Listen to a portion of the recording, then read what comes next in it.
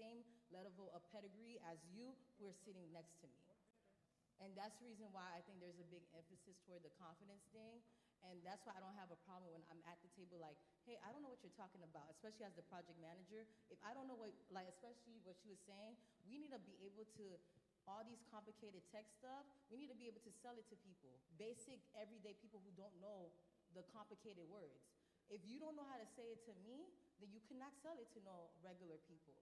So that's why when you ask questions, you cannot be nervous about asking questions or being there or being present, because these people would test you every single chance you have, because they feel like as a Black person, you don't think you shouldn't be there, or somebody made some type of affirmative action, or they're trying to do a pass. Mind you, you come in with more degrees or more everything, more than them. So that's the reason why I think that everybody's stressing the confidence thing, because it's not even about the knowledge. The knowledge is easy. You can get the knowledge. As like Crystal, she learned her data analyst, a big majority of her certification online on YouTube. Like, the knowledge part, you could get it. It's the other skill sets and the other nonverbal things that you need to be in those spaces to survive and thrive. Like, Whitney been growing up Microsoft. Microsoft is not an easy place to work. It's not because it's Microsoft and the technology. When you are in spaces that they don't welcome you, they don't want you there, like, yo, you're fighting for your life every single day you're going to work, even though the paycheck may be nice. So there's certain things you have to consider also, too. Wow. Wow. Sometimes you're the only woman in the room, too. Yeah. I will say, field ça, c'est plus garçon qui l'a donné. So, toute fille qui l'a, met femme sous pour entrer. All right. So, juste avant nous entrer pour nous capables d'entendre des questions from the audience, I have one question for you, my man. I know you're about to graduate, right? And we hear news every single day, like this major tech company, the laying off people, you know, and you hear it, they're all over the place. So what can you tell someone, like a young man here, a young woman here, maybe thinking about going in tech, and then they're hesitant, saying, man, you play off moon, maybe back in position. What can you tell them? Well, I could say that tech is always growing and always changing.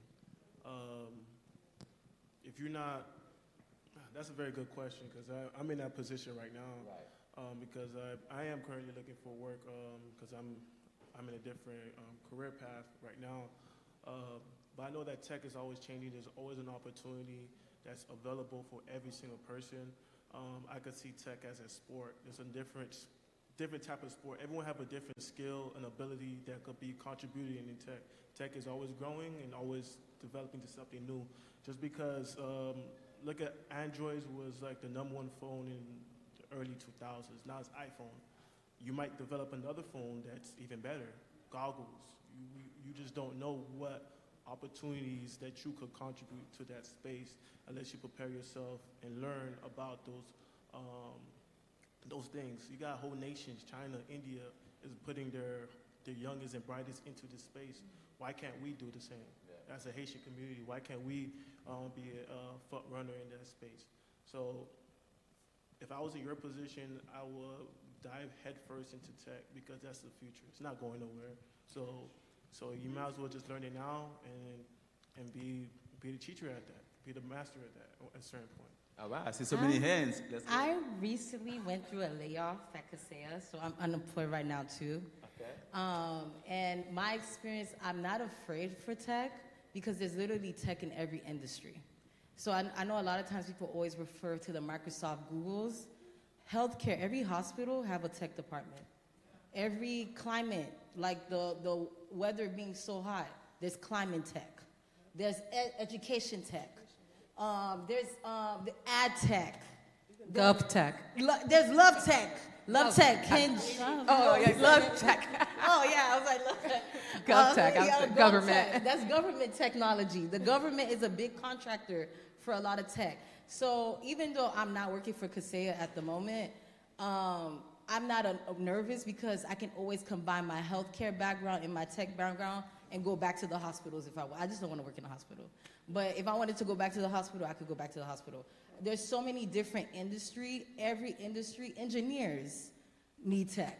Like, every industry have some type of tech space, and that's why I think that even though you're seeing those big companies like the Googles and all those others, Facebook laying off people, there's other industries you can go into besides those typical ones. Those are selling, they're selling products. There's other, like hospitals, they don't sell product, they're providing a service to people.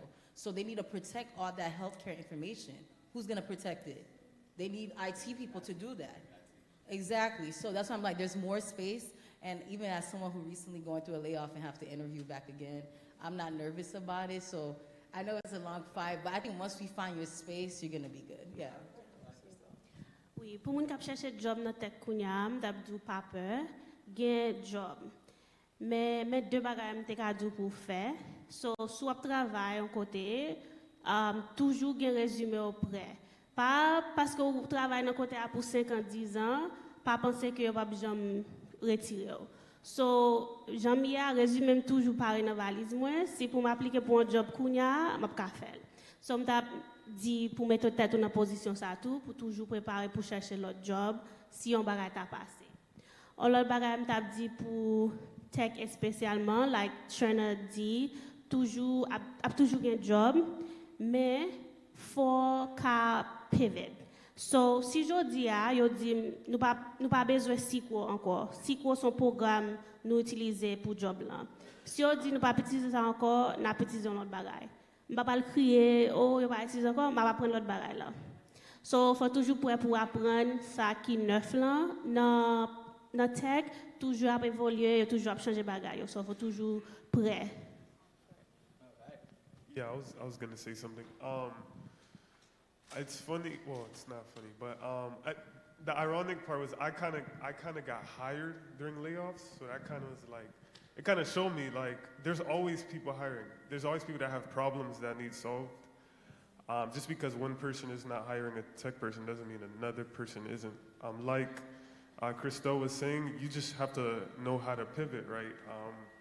The problems are changing. So if you know how to fix those kind of problems, you know, right, you're going to be able to help those kind of people. So, you know, it's more tech than just Google, Microsoft, like they were saying.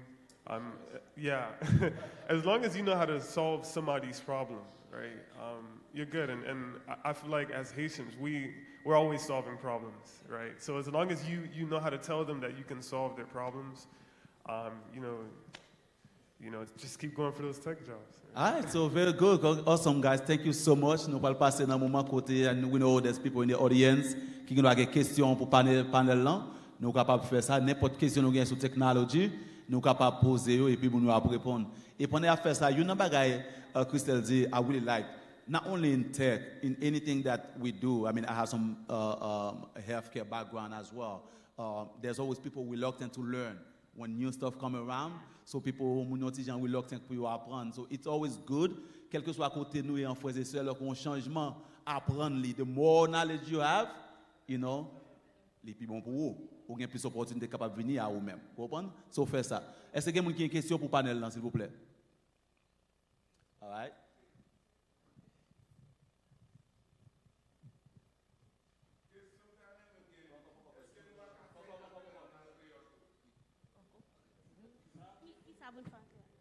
Yes. Est-ce qu'il n'est pas possible pour nous faire un créole tout? Même gens latino fait là, Spanish n'en parle avec mon yo là, et pas nous tous qui comprennent ça à dire là.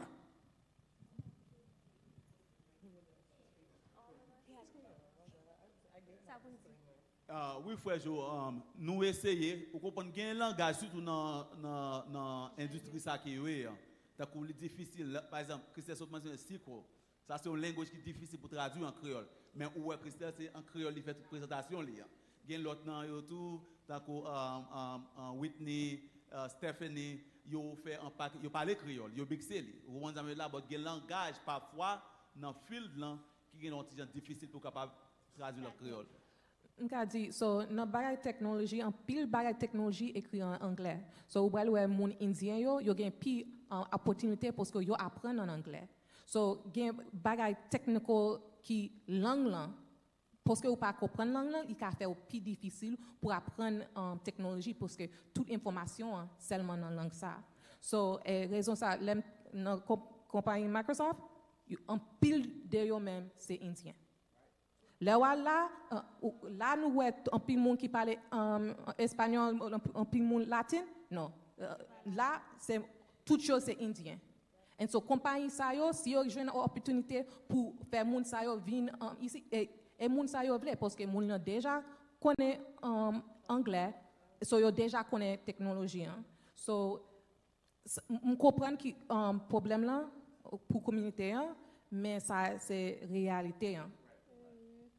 Je juste voulais ajouter tout, like, c'est parce que nous vivons ici dans Miami, nous voyons que tout point yo fait tout bail un point like, c'est parce que c'est nos zones ça nous était, puis for moon in South Florida, c'est point yo parler point ça fait facile sur un shop, sur pas parler anglais, tout point qu'on comprend nous da. But like tech c'est vraiment vaste. It's very big. Pour moi dans meeting, si je travaille avec my team, j'ai chinois, indien, palestine, tout côté dans le pays, nous tout chita nous apprendre, ça nous apprendre, nous travaillons en anglais. So pas joindre ça facile comme si pour nous gagner chose dans la communauté. Pas nous tout on a fait bail créole, non. Faut qu'on apprenne langue là, faut qu'on même Jean Christelle te dit, you have to be willing to learn. Faut qu'on d'accord pour apprendre, challenge your brain, also que you can sell yourself better.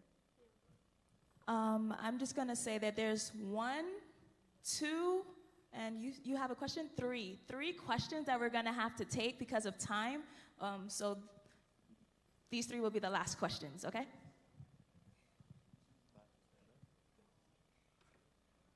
Good evening, everyone. My name is Bruno. I have a question for the Christelle. Okay. You are in data analyst, right? Yes. So I am a senior portfolio accountant for a hedge fund, and I've been in the industry for over 5 years. However, data analytics is something that I've always been interested in and looking into. So I wanted to ask you, with your experience being able to transition from something completely different and going into that, like how, because I heard you say, somebody reached out to you from LinkedIn.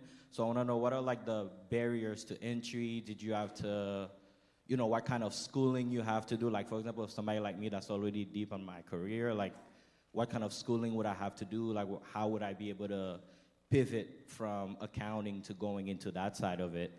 And also, if you could give me like a broad range of like what the pay is like to see, to compare where I am in what I do versus the other side. What do you mean Thank the you. base, like the base salary?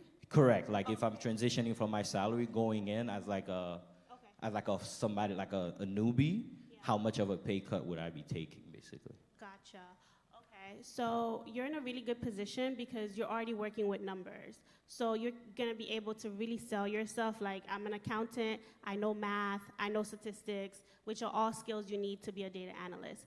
What will really be helpful if you want to stay in finance or something similar, it'll be harder if you wanna go into like healthcare or something else. But if you stick to your field, I think you're in a very good position. The only thing you need is the programming skills to be able to be an actual data analyst. So you'll need to learn SQL, you need to learn Tableau, you need to learn some Python. So all of this you can do maybe 3 to 6 months if you can really devote yourself to it. There's Coursera courses, there's a plethora of courses online you can take based on your budget. Once you take those courses and for SQL, Tableau, Python, and of course Excel, like you have to know Excel, but you already know that as an accountant. After that, you would create a portfolio of all your work. So you know how to use SQL? This is how I clean data with SQL. You know how to use Tableau? This is a chart that I made in Tableau. So you can go into your interviews really confident. It's multiple steps, sorry. After you have your portfolio, you have your certifications in place, then you have to prep for your interviews. The hardest part about interviewing is gonna be the tech interview. Before you can talk to the hiring manager and give them all the fluff about how you're a great worker, you love people, you have to pass a technical exam with the company. So they're gonna test you on SQL. They're gonna say, hey, we have this data set. We want to know how much money did we lose last year? Use SQL, type up the code to answer that question for us. You need to be able to do that on the spot. But luckily, there's also lots of resources online where you can do practice questions. It's like leak code. Maybe afterwards I can get together with you and give you, text you everything. But there's, you can do practice questions for an interview. Once you ace that, you're in the game. I hope you got all of that. Oh, the baseline. So it depends on the company. So if you're gonna work for Microsoft, you're gonna be making 6 figures. If you're gonna be working for a smaller company, they might start you off at 69, right? So, and if you live in New York, they're gonna give you 6 figures. If you live in Florida, they might even give you 55. So it depends on the company you're applying for. Even with that, I will say, which is something I struggle with myself, Leo Bo Papial, when they give you your salary, always negotiate. Even though things are bad right now, you need to go negotiate because they're giving you the lowest of the lowest. So even if they tell you 69, be like, I think you can go up to 75. So again, that confidence to, I know you want the job and it's scary to be like, oh, but that will get you a bigger pay so you don't have to take a pay cut. I actually don't think you'll be taking a pay cut going into data analytics. Hello, my name is Naika. My question is for the project manager. I wanted to know, what did you do to transition into project manager? Because I am currently a case manager for Morgan & Morgan, and I feel like project manager seems like a similar job, but I think that the pay might be better there. Yeah, so I wanted to know, what are the steps to become a project manager? Yes. Can you hear me? Yeah, okay. So the steps to take to become a project manager, so I didn't need to do any portfolio, and Whitney maybe could, because she did project management, but product. So project management is 3 different roles, so let me just say that. That's why I'm bouncing between us. So there's general project managers, and then we have product managers, which she is. She's specifically focused on one product, and then we have program managers. So program, you focus on a whole program.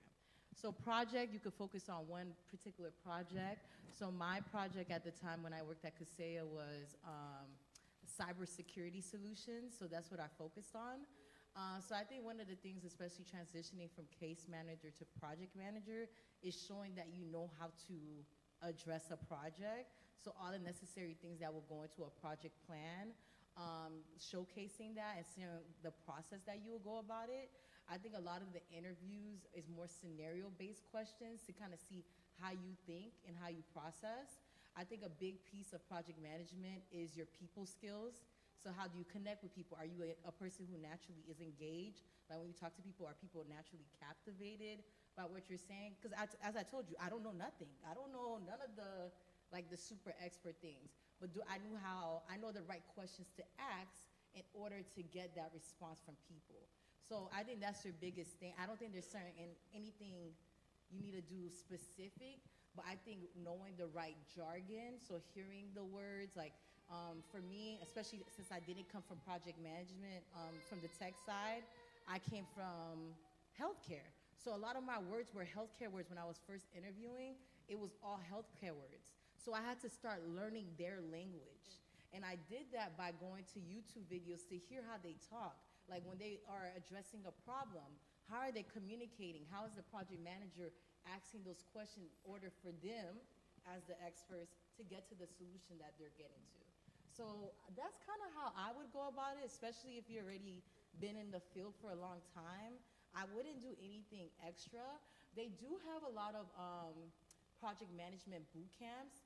There's one with the city that they host. I think you could do like a 6 to 8 week program, and they will teach you like the basic terminology of project management, but again, you can learn it online, and then be able to just communicate and speak to it. So I think that's the biggest thing.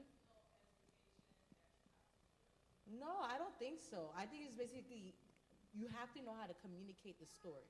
So especially for me with healthcare to tech, a lot of the questions like, why? Okay, so I want to do it because I'm very passionate about innovation. I was working in healthcare, and one of my biggest frustrations is that, and I think the reason why COVID was so bad is because when we was trying to put new technology in our hospital, we was always getting pushbacks. So I want to be part of the side where we're developing new things. And I like working in teams with different people to help them get there. So that's how I kind of show like, hey, it's still healthcare, it sounds the same, it's just that I'm doing it in a different environment to get different results. I would say with project management, the only certification we have, which is gonna require you to have actual tangible work experience, we have the CAP and the PMP. So the CAP is the Certified Associate Project Management, and then we have the PMP, which is the more higher level one. The CAP, I think you can have 1 year working experience. You do have to take a course. I think the course maybe is 15 hours. And then you have to have a certain amount of hours that you work professionally. And then you just sit for the exam, you pay for it, and you get the certification. What the certification do is just make sure you get paid more. So right now, I'm not a certified project manager. I need to sit for the test. I have everything to sit, but I just don't want to pay for the test. Because the tests are like $500, $600. So for the PMP, you need 3 years of work experience, 35 hours of education, and then you have to give them like specific projects you did, how you did it, but you have to speak in project management terms to show competency. So that's what I'm saying, like there's nothing you have to do prior.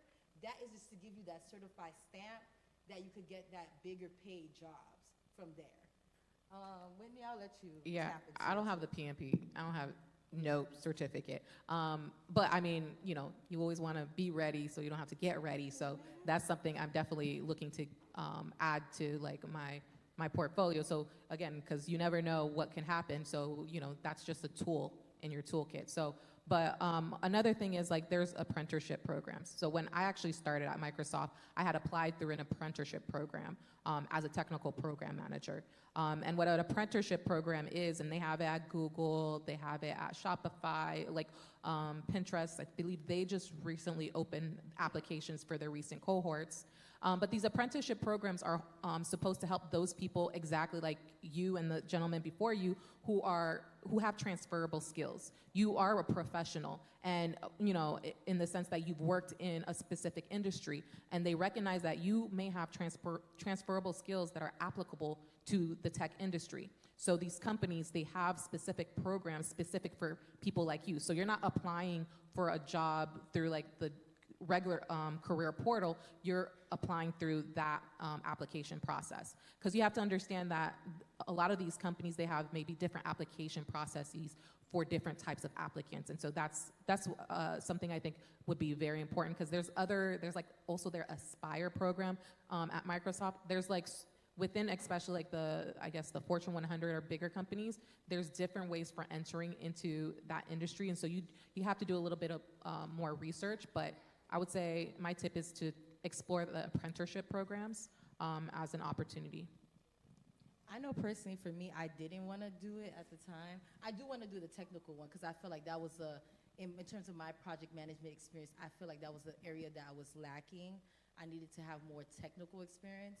But I know for me, I didn't want to start at a junior level. But if you're open to starting at like a project coordinator level or a project specialist level, I think those positions are very good entry-level positions. But especially for me, like I graduated my master's, I already had worked professionally for 3 years at that point. I wanted to come in at that same level I had at healthcare. So I wanted the same project manager title when I did my regular job. So that's the reason why I didn't do like one of those apprenticeship, but those are a very good entryway into it. Well, actually, the thing is, with the apprenticeship program, you can actually work it a number of ways. So most people, like once you enter the apprenticeship, I did a boot camp before, and so I worked as an engineer, and then I applied for the opportunity when the application portal opened. But people came to our boot camp who had gone through Microsoft Leap's apprenticeship, and they're like, it's almost like a stepping stone, because once you're in there, you're in the corporate system. You got a Microsoft email. Now this is also your opportunity not to just depend on at the end of the 16-week, because it's a 16-week program, that you're going to get a job on the team that you're on. That's a possibility. These teams signed up to say, hey, I have a space available and I will possibly hire this person, right? But the way that a lot of the people that I came across from my program, they're like, it's also an opportunity to find out there's other jobs while you're at Microsoft, other people who are hiring, other teams that are hiring. And so for me, I was reaching out to other teams. Hey, I see that you're hiring for this position. I'm currently working with this team. The apprenticeship program ends on this date. I'd love to learn more about this role in your team. And so by the end of my apprenticeship, I had an offer from my team as well as another team. And so now I had options. So, and the thing is, based on like, the apprenticeship is a way for them to gauge your skill level. So a lot of people, they start with the apprenticeship, but they're at a senior lead level when they get their offer, because the person actually noticed what their skill sets are. So you don't necessarily get pushed into an entry level position. It's all on the basis of what they've observed in terms of your talent and then what the offer is. Oh, that's good to know. Okay. I just wanted to add that you could do all the things. Like you can get the PMI certificate, you can do that. But if you can't start with the confidence and you can't explain with the word, it really doesn't matter. So like, yes, get all the things, but also be able to clearly communicate your skills, be able to wow, I'm saying it, I can't say it. Be also able to clearly communicate what you can do and bring to the table. I just wanted to add that, because a lot of times that you may have all the experience, you get all the knowledge and all the things, but because you can't communicate that, because it's a lack of confidence, they won't hire you or they won't see that you have the skill set.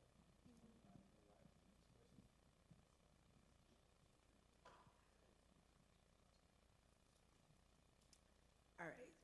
Well, first of all, hi. Bonsoir. My name is Julie. I want to say I apologize for my voice. My church had a 4-day conference. I've been serving, praying, and worshiping, so my voice is gone. But I did want to start off by extending some gratitude and appreciation to you guys. I want to say thank you so much for coming out here and giving us knowledge, giving us the information, and sharing with us about tech. I'm currently in my process in pivoting into tech. I know tech is especially for the Black community, I believe it's less than 12% that's in tech, and it's less than 5% of Black women that are in tech. So I commend all of you guys on the stage for taking that step and also coming and sharing that information. So I actually have 2 questions. My 2 questions are, My 2 questions are, first, right now I'm in the beginning process of my tech journey, so I am struggling with pretty much transitioning. Right now I work in healthcare. I work with a lot of data.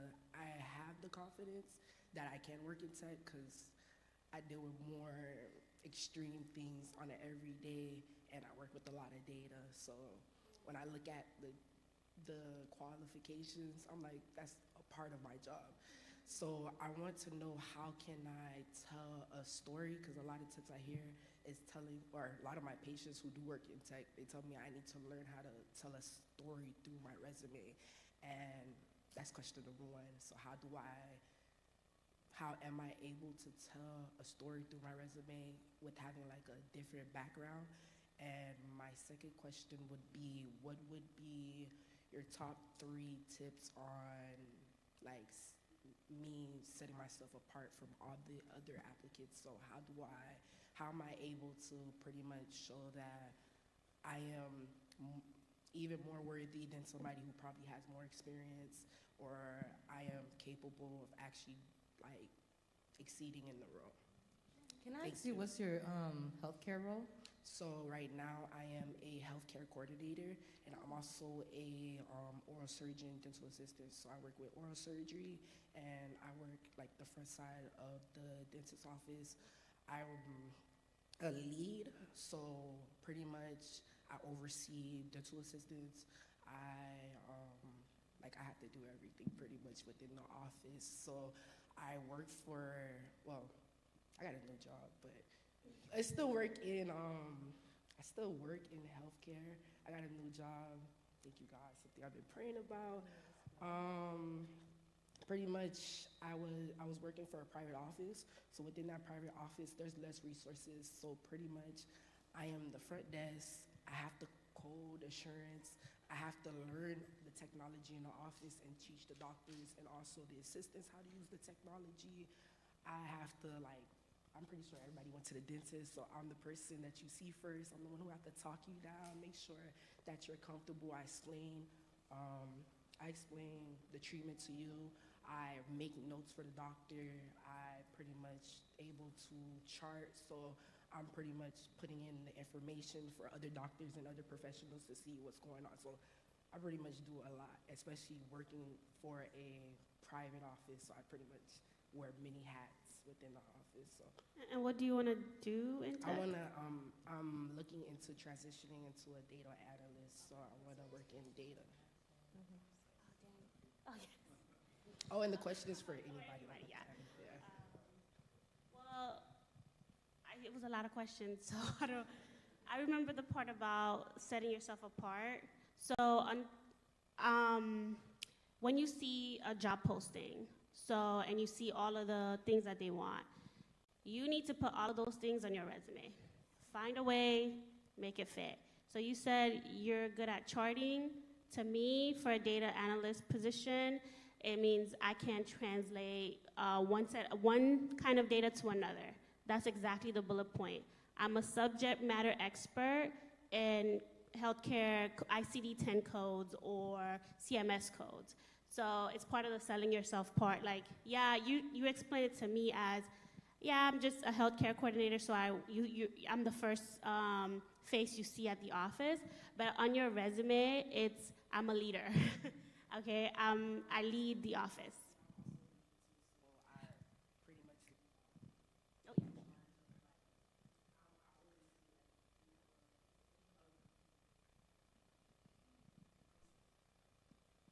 I'm a little bit nervous too, but I oversee a group of about 10 to 7 dental assistants. I also am the doctor's right hand, so a lot of people are scared of the doctor, but I'm the one who tell the doctor, you go here, you go there, you go there. So I pretty much am like the leader of the office, and without me being there, like the office kind of like go in shambles. On your resume, you're putting that you're a manager. Like with my resume, on my resume, I feel like I put so much because I feel like I could do this, I do this, I do this, and I hear that's not always the best thing to do.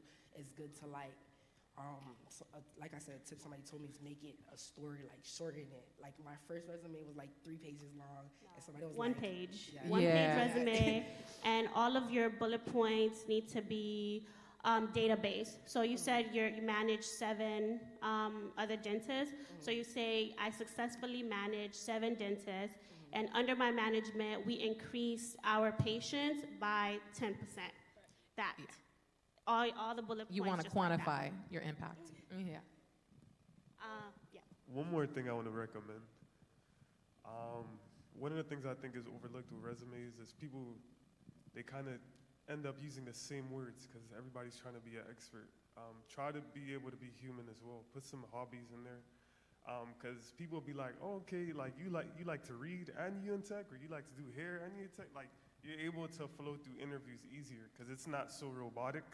You could just like talk like you're human, you know. So especially the management portion, be yourself. So if you're naturally funny, be that in the interview. If you're quirky, whatever, be yourself. I think that has helped me a lot, just being myself and being like being an oversharer, which really gets my coworkers to really love me and like really fight for me. So I agree with that.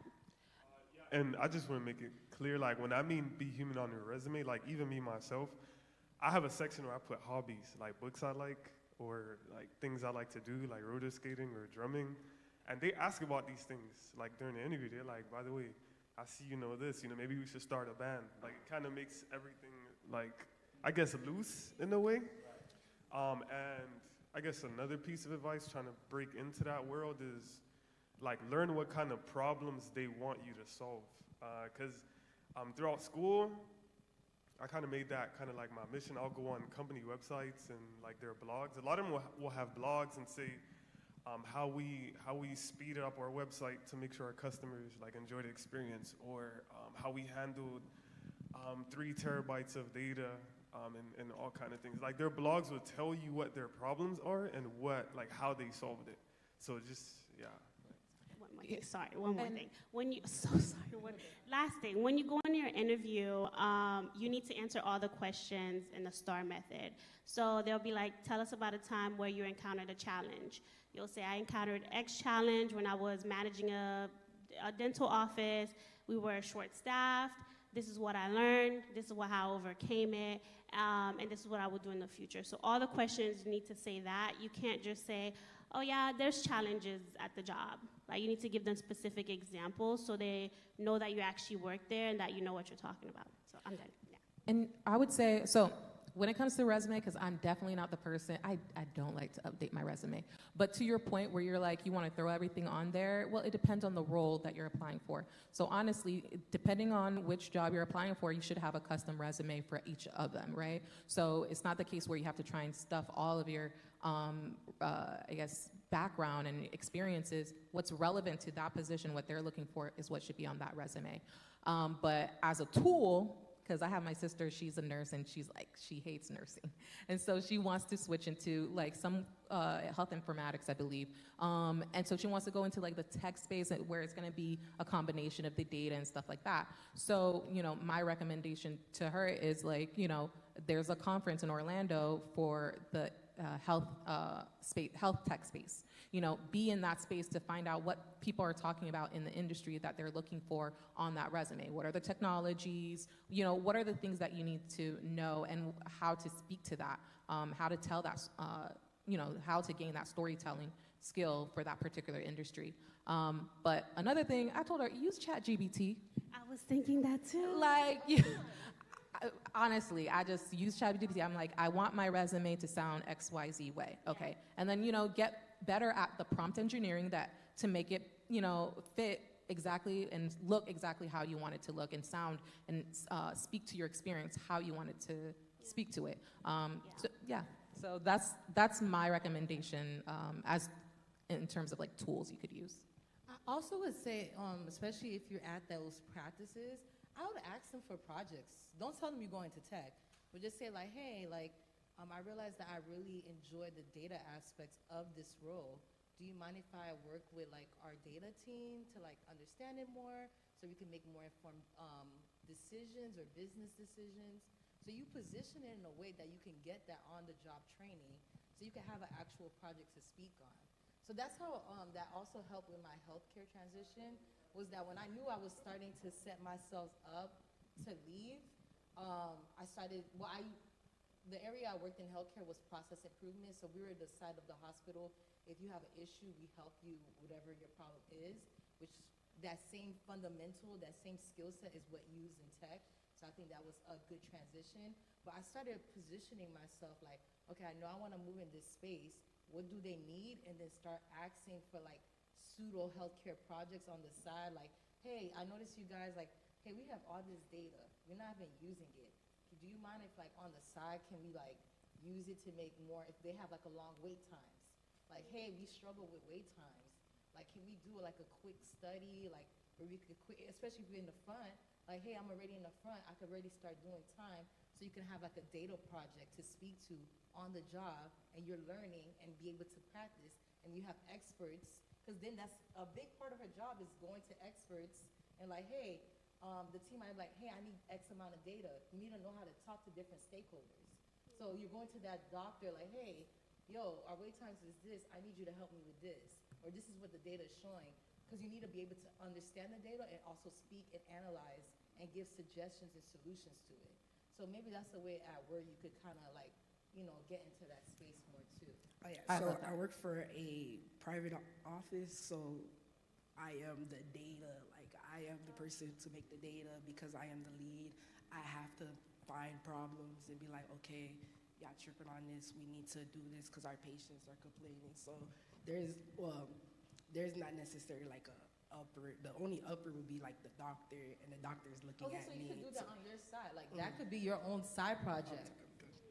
Yeah, your own little initiative on the side to do like, hey, like you're just recording that, but you speak to that when you go to the interview. Like, hey, at work, I work as a healthcare coordinator, but a big piece of my job is I handle customers' emissions. And then this is what a problem I saw. And I saw based on the data said this. And this is what we implemented a change, and based on this change, we saw a decrease by this amount of percentage, and this is my recommendation for whatever it is. You're speaking to that to the interview. They don't know that if you did that work or not, but if you wanted to practice to have that real world experience so you could feel confident, I think that's a good place to do it. I'd love to share my contact info with you afterwards if you have, yeah. All right. Perfect. Thank you so much, everyone. L'église, frères et sœurs, si nous avons apprécié le panel là pour présentation après-midi, je vais vous donner un gros bravo pour vous. Come on, guys. All right. Thank you so much, ladies and gentlemen, for coming in, for sharing your knowledge. I mean, it was very, very informative, and I've learned so much. I don't know, I have no background in tech, but I learned so much. Like, hey, I mean, you know what? There's so much that we can do. Pas besoin d'aller dans docteur, ingénieur pour nous faire quoi, côté pour nous faire quoi dehors, mes frères et sœurs. Yes, I just want to give another warm thanks for you guys coming out. I really appreciate it. We are going to have a part 2 where we're actually putting this into practice. So seeing what they actually do hand in hand and like actually seeing the data.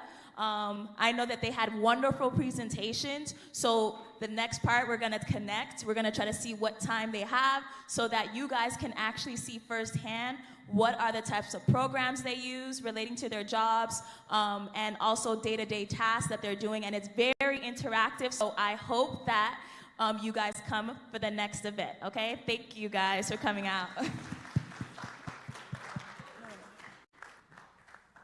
We're gonna, oh, sorry. Oh, you wanted to say something? Go ahead.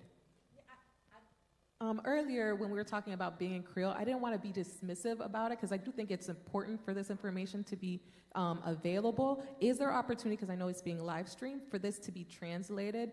Because, you know, I was raised here, so I only know the English terms for some of the kind of like technology stuff that I'm referring to. But I think if we reach out to on Upwork, there are people who are in Haiti who are in technology. I've connected with a lot of technologists in Haiti, and they might be the ones who are the great people to reach out to translate this into the technology terms that we need. So. Okay, thanks. That's a good idea. So I'm going to try to look into that, and I'm also going to connect with the church members as well to see if we can make it happen. Thank you. Yeah. Stanley, Dooley, Tamun. We're going to try to plan together. So we're going to pray. So please stand for prayer.